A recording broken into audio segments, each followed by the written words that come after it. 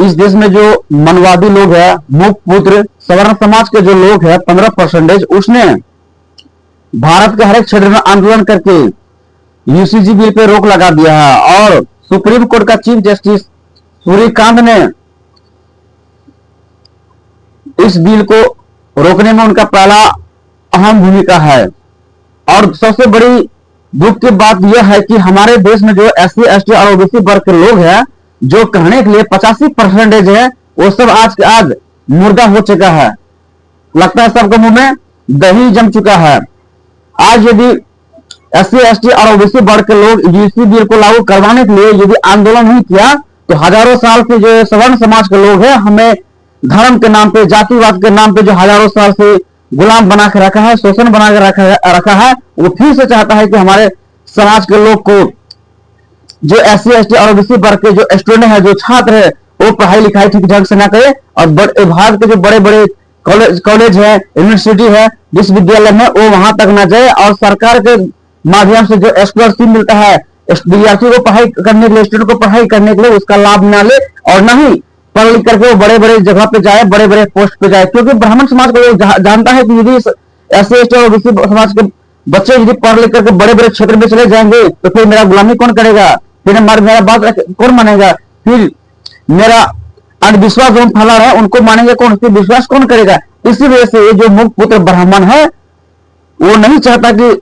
UC bill लागू हो, क्योंकि वो जानता है यदि यूसी बिल लागू हो गया और हम जिस समुदाय को जातिवाद से टारगेट करते हैं, या धर्म के नाम पे उसको भड़काते हैं, या जात के नाम पे उसको अपमान करते हैं, बेइज्जती करते हैं, और यहां तक कि उनको हजारों साल पीछे ले जाने में जो उनका मिशन है वो असफल हो रहा है। इसी वजह से सवर्ण समाज के लोग नहीं चाहते हैं कि यूसी बिल लागू हो। और हमारे समाज के जो एससी एसटी और ओबीसी वर्ग के लोग हैं, लगता है वो मर चुका है।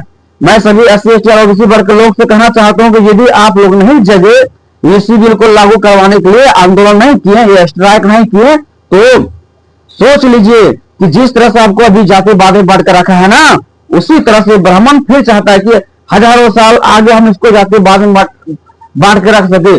सोचने वाली बात यह है कि एससी एसटी और ओबीसी वर्ग के लोगों में 6555 से 56 जाति है। आखिर ये जाति को किसने बनाया? सवर्ण समाज के लोग बनाए। क्यों? क्योंकि अपना फायदा के लिए। और वो नहीं चाहता है कि एससी एसटी और ओबीसी वर्ग के लोग जागे, एकजुट हो जाए, समानता खत्म हो, असमानता खत्म हो जाए, जातिवाद खत्म हो जाए, भेदभाव खत्म हो जाए।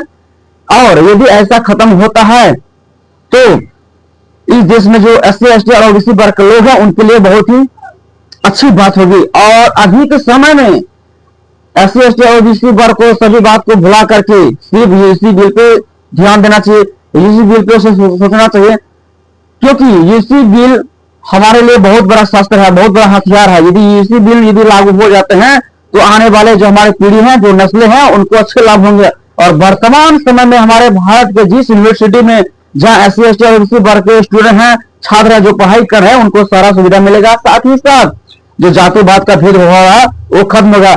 अब देखिए यहाँ पे 2000 से लेकर के अब तक में ना जाने कितने ऐसे छात्र हैं और छात्राएं हैं जो अपने जान गंवाए हैं, सुसाइड किए हैं। और उनको सुसाइड करने पर मजबूर किया कौन? एक ब्राह्मण समाज के लोग। किस चीज के नाम पे? जाति के नाम पे, धर्म के नाम पे हमें बांट कर रखा है और जातिवाद के नाम पे हमें टॉर्चर कर रहा है। और जो लाभ हमें मिलना चाहिए वो नहीं मिल रहा है। मैं सभी एससी एसटी और ओबीसी समाज के लोग से अपील करना चाहता हूं कि आप लोग जल्द से जल्द जागिए। यदि 19 मार्च को यूसी बिल यदि हमारे पक्ष में नहीं होता है, यदि यूसी बिल एससी एसटी और ओबीसी वर्ग के पक्ष में इनका सुनवाई नहीं होता है, तो 19 मार्च के बाद हम लोग पूरा भारत में आंदोलन करेंगे और पूरा भारत को जाम करने का काम करेंगे। क्योंकि यह बिल लागू होना बहुत जरूरी है, चाहे इस देश में सवर्ण समाज के लोग रहे अथवा ना रहे, लेकिन यूसी बिल लागू होना चाहिए। जय भीम, नमो बुद्धाय, जय संविधान।